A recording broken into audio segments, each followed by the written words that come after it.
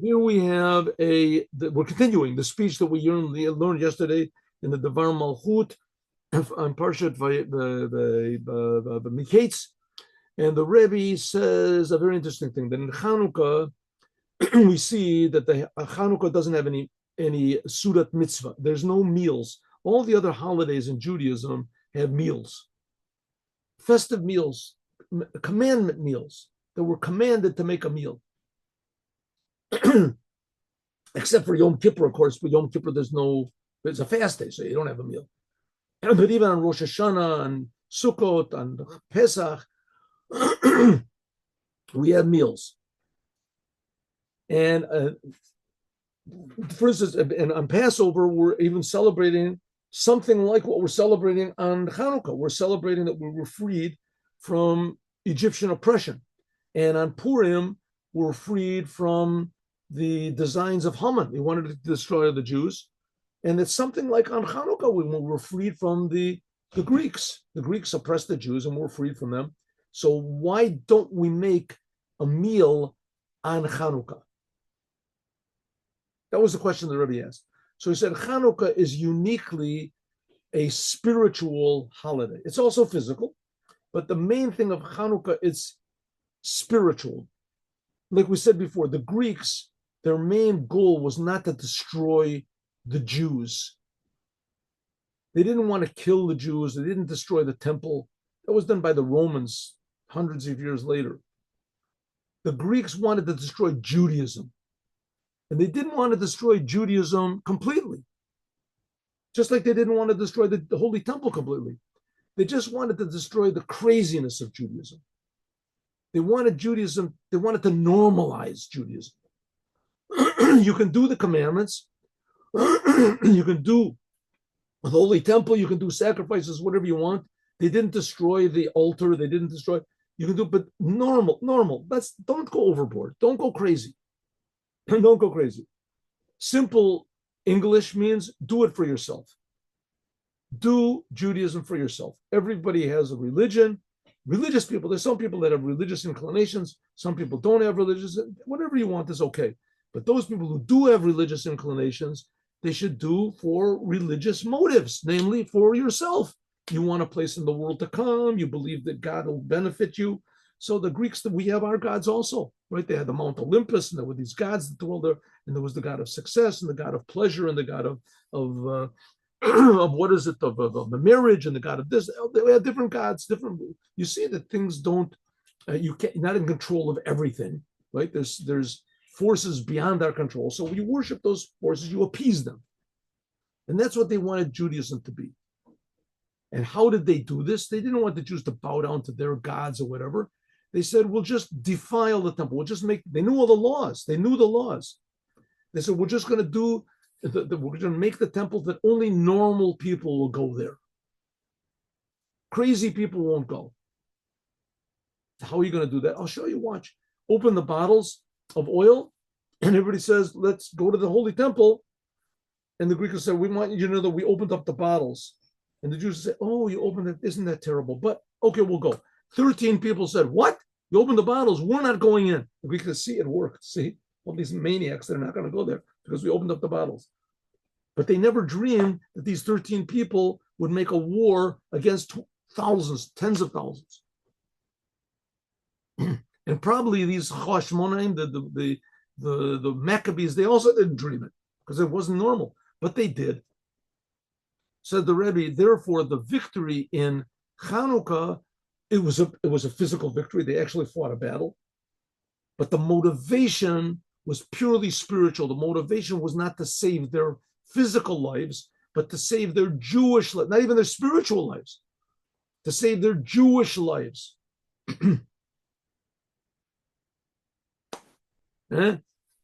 Says the Rebbe that is hinted at by oil. A regular meal, when you eat, what's a meal? Basic meal, bread and water. That's a basic meal. You give a prisoner to eat. What is he eating? Bread and water. Bread and water. Nobody says, listen, give him a little bit of oil also. Come on, a prisoner, give him a little bit of oil. What do you want to give him oil for? Let him enjoy life a little bit. No. oil is not an essential part of a meal. Essential part of a meal is bread and water. Says the Rebbe, the same thing is in the Torah. The Torah, the essence of the Torah is bread and water. What is bread and water? Bread and water. And if you want to, in Jewish meals, there's always wine also. All the other holidays, wine is an essential part. They have to make kiddush on wine. So bread and water, that's the revealed part of the Torah. That's the laws of the Torah, the intellect of the Torah, the midrash of the Torah, the stories of the Torah, the homiletic explanations, right? Making the interest of the Torah becomes interesting. That's like water, wine, even the secrets of the Torah, Kabbalah, right? That's the secrets, the wine of the Torah. What's the secrets of the secrets? And we'll see what that means. What does it mean? Secrets of this? That's the oil. That's the essence of what a Jew is. The essence of a Jew is above all secrets. It's a secret which is concealed within the secrets. The essence of what a Jew is. What a Jew is, the biggest Kabbalist in the world, the biggest mysticist, what everyone can, no one can possibly understand what a Jew is. Makes absolutely no sense, no way of understanding. In some ways, what a Jew is more of a mystery than what God is. God, you sort of understand. There's books about God, there's Kabbalah books. That God makes the tzimtzum and he makes the this, and there's these levels of godliness, and God is like on the top of it, right? But what is a Jew? Ooh, a Jew is even deeper. Every Jew is the son of God. Huh? I mean, if you to say a thing like that means you must not know any Jews. If you know any Jews at all, you'll know that Jews do not act like the son of God. They don't act like God. They don't act like even sons of anybody. They just, a lot of them, they're just independent people, do what they want to. They forget their mother and their father. You want to tell me that person, right? Trotsky, he was a guy, a murderer, a this, he was a this. I once saw an interview with him. He was like the head of the Red Army. You know, he was like the they say the vying for the head with Stalin. You know, I don't know really if he was much better than Stalin was, but nevertheless, I interviewed and they said, you stem from a Jewish family, or Jewish. He said, I am a totally atheist. I do not believe in God, but I guess you have to say I'm a Jewish atheist. He said, look at in other words, what a Jew is something completely impossible to understand. It's not even in the realm of understanding. God, you can sort of understand. You know, God creates the world. He enlivens everything. He's the God of gods. He creates the angels. All the angels are calling out to God. What is a Jew? Anybody calls out, they call out to the Jews. Jew, Jew, Jew. Our enemies call out to the Jews. So that's the secret of the secrets. That's what wasn't in Chanukah. The secret of this, it's being revealed now in the world. It's being revealed now in the world, especially after October 7th. It's being revealed right in the world now. People hate the Jews. They don't even know what a Jew is. They hate the Jews. They didn't do anything. They hate a Jew that doesn't even know that he's a Jew. They hate him. He doesn't himself know he's a Jew. Because people call him a dirty Jew, he says, why did they call me a dirty Jew, Ma? He says, well, I didn't want to tell you, but, you know, your grandmother told me that her grandmother was Jewish. That's what is it. So why? Why should they hate me? Because it comes out that we're Jewish. So the kid didn't even know he was Jewish. His mother didn't even know she was Jewish. And people, the non-Jews know he's Jewish. They call out he's a Jew. That's the secret of the secrets. It's hidden inside of the person himself. This is above. This is the wine, and this is above even the wine of the Torah. How much more so it's above the water of the Torah. Where we can explain the connection of Chanukah to oil. At a first glance, it's not understood. Chanukah is a Yom Tov, is a holiday from the rabbis. But not like the other holidays of Passover and Shavuot and Sukkot, they come from the Torah. And it was in this, was the holiday of Chanukah was in the Second Temple. And it was in a terrible time. When what? Shalom Herschel. When there stood Malchut Yavin, the Greeks stood up on the Jewish people, and they wanted to make him forget your Torah. How can it possibly that Chanukah is a holiday? Worst time could possibly be. Hayichud, this is the special holiday, the highest of all the holidays. This is connected with oil of the Torah.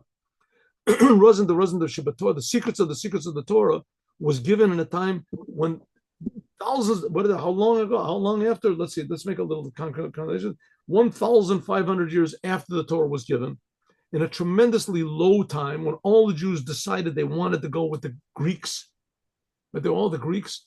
And in this low, terrible time, that's the highest holiday of all. All the other holidays are dealing with wine and water and bread. And the holiday of Chanukah is oil. Why? It says the point is, the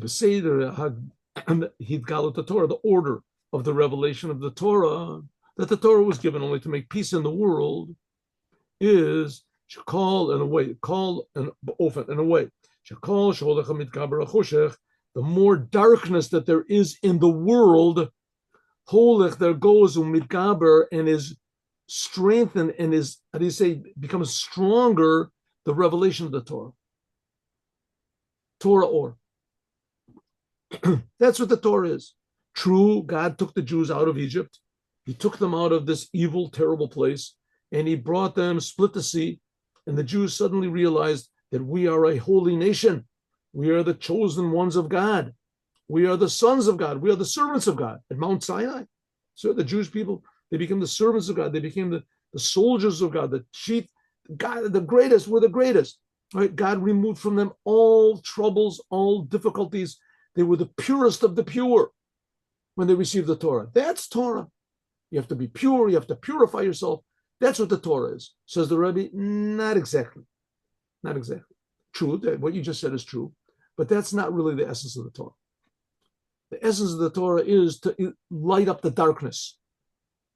True, in order for God to give the Torah in the first time, it had to be pure. There couldn't be any interruptions, any disturbances, there couldn't be static, whatever it is. It had to be pure of the pures. No enemies. God destroyed all the enemies. The Egyptians, they drowned. No trouble. The Jews are in. They get receiving. They don't have to worry about their bread. They don't have to worry about their water. It's falling from heaven, coming from a rock. They don't have to worry about protecting themselves. There was clouds. Everything was perfect. They received the Torah in pristine holiness. That's the Torah. It says, yeah, that's the pristine holiness of the Torah, but that's not what the Torah is for. It's almost like a person that learns medicine. So you learn in university, you learn medicine, then maybe you practice on a few, cadavers or something like that. And now you have to go into the world, say, 1 minute, this is a human being. If I make a mistake, he's going to get mad. His family get mad. A cadaver, nobody gets mad. Hey, there's blood all over the place. Hey, there's blood. And the guy's screaming. And you have to give him anesthetic for an anesthetic, screaming. You didn't tell me that in school. You know what? I'll stay in school. Everything that was pure, it was quiet, I could concentrate. Here, there's emergency. You got to do it quick. You have to close this vein. You have to do this thing quick. I don't want to do it. Same thing with the Jewish people. We received the Torah. That's like university. Everything was pure. But the purpose of the Torah is to get into the world and to heal the world. And the darker the world is, the more expert you have to be in Torah. The more Torah is revealed. Le'ir, in order to illuminate the world. The Torah was given to the Jewish people, only to the Jewish people, but it's for the whole world. Lochen, therefore, Mitzad Gadol Yerida, because of the tremendous descent, that there was all of a sudden the Greeks stood up, the evil Greeks, and they stood over the Jews, and they defiled the temple. They tricked the Jews into thinking you can be good Jews, just a little defilement is no problem. And the Jews agreed.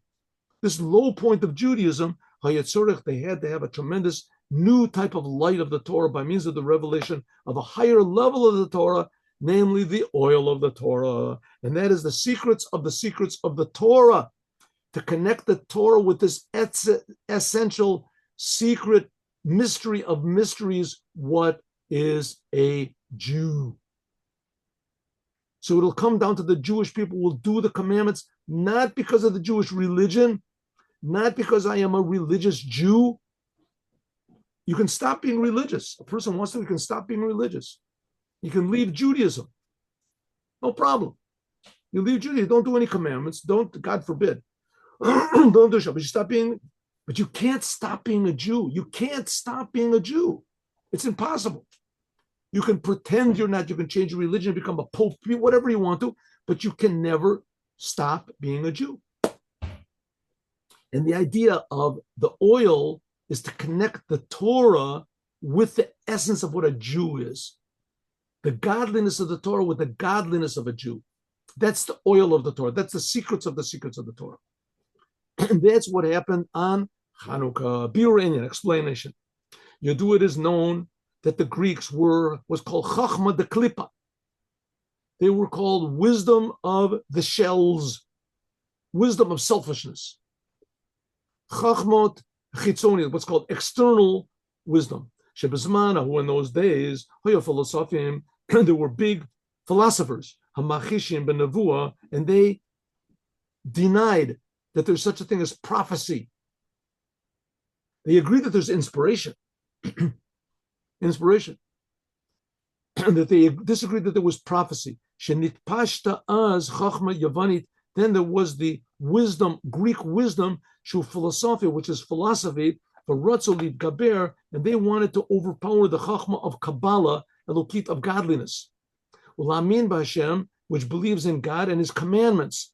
Which is much above any sort of wisdom. There was one big rabbi, I don't want to say his name, there was one big rabbi, and he was a big genius. He was in Chabad. He was a big genius. Big time genius. Don't have to say his name, even if you know his name. He died, he passed away a year ago, 2 years ago. And he was a big genius. He knew the writings of Chabad and everything like that. He knew everything. But he didn't want to do commandments. He wanted to appreciate God. This thing was appreciating God, loving God, fearing God, whatever you want, the awe of God, the greatness of God, the wonder of God, the splendor of God, the Hasidic songs, the Hasidic emotions, right? Romanticism of this, but not to do the commandments.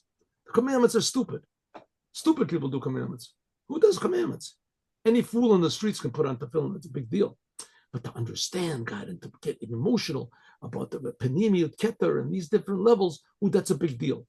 So that's the Greeks. The Greeks would appreciate that. The Greeks were very popular. The Jews loved the Greeks. Want to be popular? Be like the Greeks. You can explain, you can have ideas, you can write books, you can have theories, you can get emotional. You stand on the stage and you cry and you're weeping. You can't even continue speaking because you are weeping about the oneness of God, and the whole crowd is just in awe. He is such an amazing person. That's the Greeks. That's what the Greeks are. And the Greeks are appreciation, enjoyment, depth, philosophy, right? And even there were even philosophies in Greek philosophy that they remove themselves from the pleasures of the world. Remember that the pleasures of the world are too low.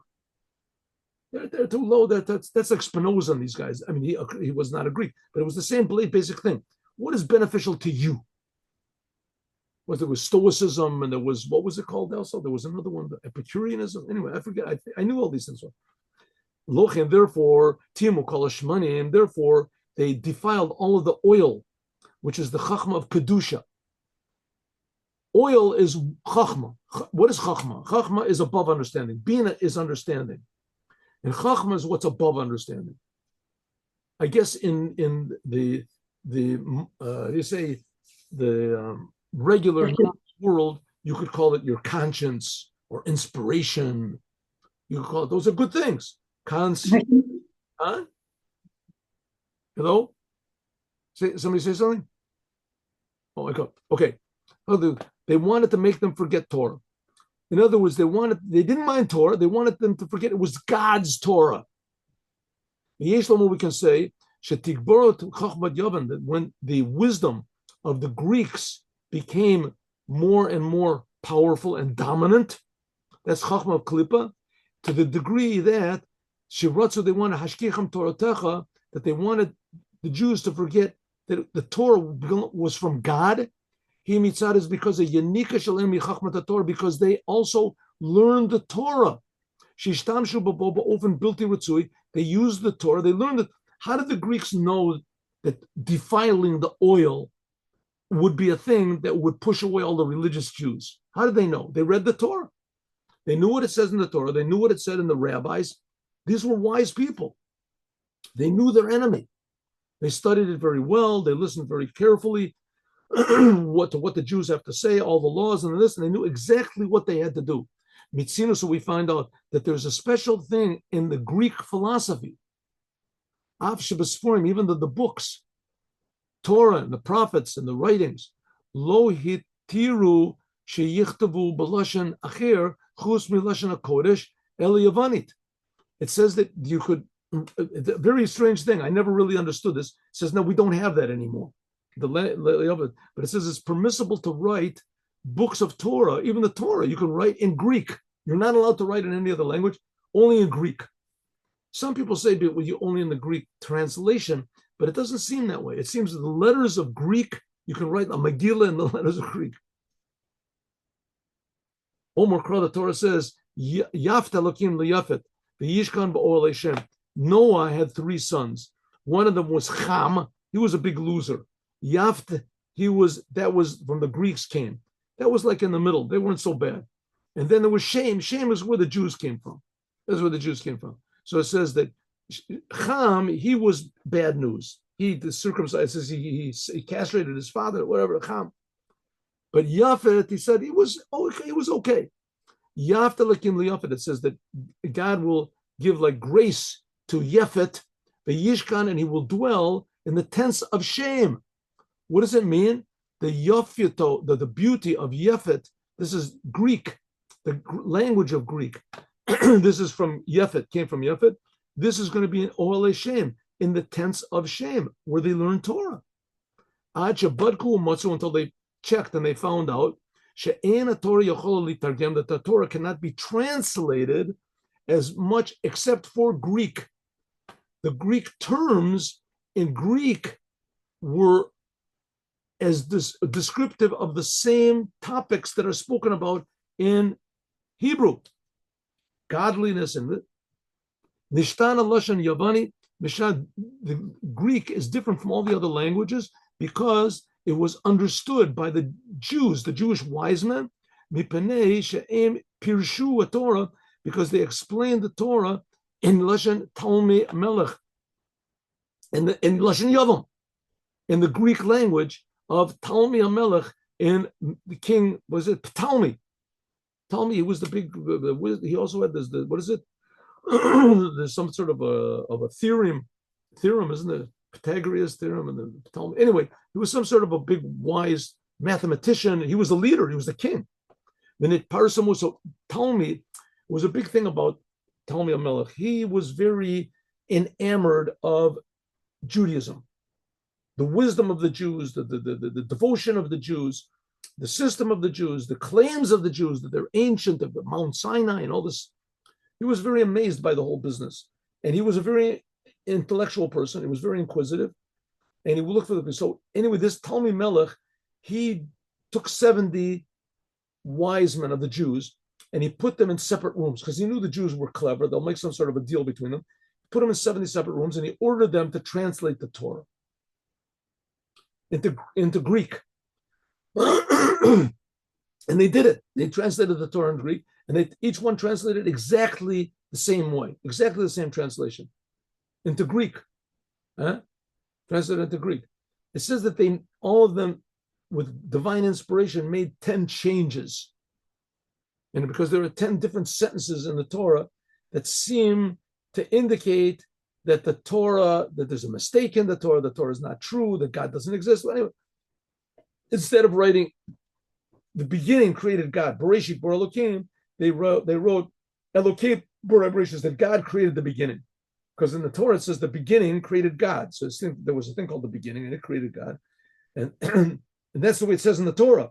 So, but the rabbis, they translated it, instead of saying beginning created God, which is accurate, they all changed it and wrote God created the beginning, so that the Greeks wouldn't get the wrong idea that the Jews believed that like they do.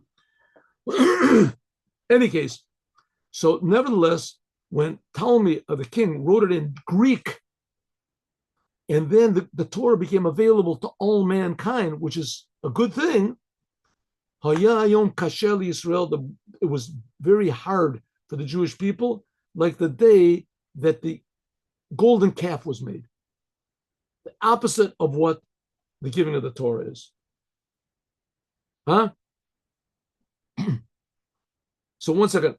The Rebbe brings it also that when the Jewish people got out of Egypt and they received the Torah and they were coming into Israel, so God commanded them to write the Torah on these big rocks in 70 languages.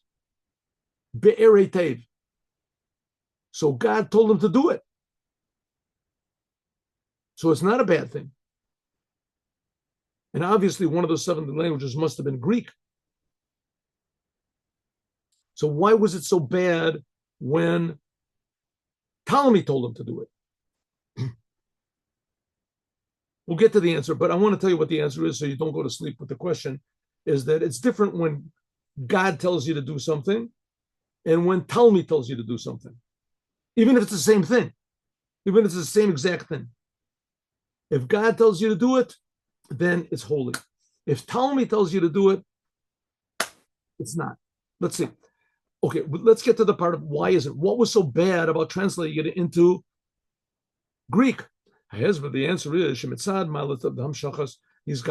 because when the Torah was drawn down, and that's the whole purpose of the Torah. We just finished saying the whole purpose of the Torah is to illuminate the darkness, and the more darkness there is, as the more the Torah is necessary. So what's the big problem with translating the Torah into 70 languages so that the non-Jews will also see that there's Torah from God, that God cares, and that God has planned for the world, and that God is very detailed, and he cares about the details? What's the problem? He says the problem is that when the Torah is drawn down into the language of the non-Jews, like I said, Ber Hey Tev in the 70 languages,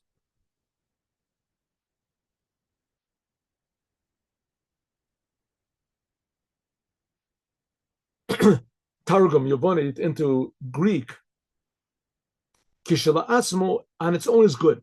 But when King Ptolemy did it, this was a bad day for the Jews. If God says to do it, it's good. But if you're doing it only because Ptolemy tells you to do it, then it's like the golden calf. Because it was made not because of the commandment of God, but because Ptolemy HaMelech said you should do it. And therefore, you could worry Shadavar Notzar will be used in a way which is not good. The opposite of the giving of the Torah. Yesh Lomar, we can even say, that the result of this came as the decree of the Greeks, that from this fact that he had the Torah translated into Greek, this gave the power to the Greeks from the Torah to deny the Torah. Torah daika. The Torah that is of great wisdom. They said that the Torah is a tremendous wisdom and a wondrous, how do you say, wondrous revelations of the Torah. That's what the Torah is. The Greeks agreed. The Greeks had their geniuses, and they said there's no geniuses like the geniuses of the Torah. The Torah, those are the biggest geniuses. Why? They had inspiration. It was inspiration. Well, forget about this idea about God. They were inspired. We agree that there's inspiration. There's inspired musicians. There's inspired artists and actors, and even in sports, right? Inspired the people that have special talents and special abilities. And there's a crowd. They clap and people go to see them. It's wonderful. And that's what the Torah is.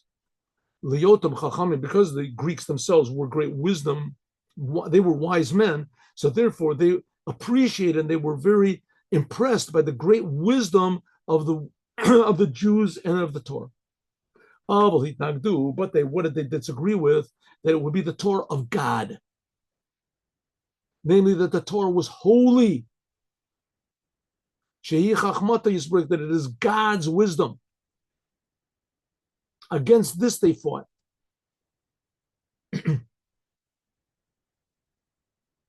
Because if it's God's wisdom, then it's not only for wise people, it's for everybody.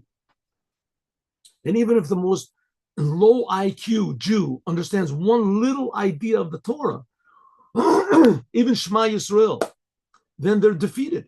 That puts up a little hole in their whole false balloon of the Greeks.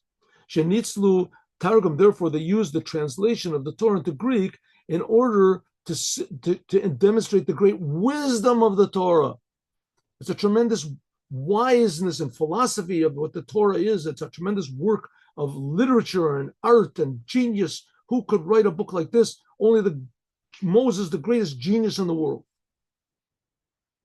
Why did they do this? Therefore they translated it into Greek in order to bring it down a notch. It's not holy. Now they can make impure, they can defile the holiness which is in the wisdom of the Torah. That it shouldn't be recognized that it's the wisdom of God, but rather human understanding. That's what the Greeks wanted to do. That's why it is that they defiled all of the oil in the Holy Temple. That's the idea of oil is also the same point as the oil, the wisdom of the Torah, as we will talk about more, God willing, tomorrow.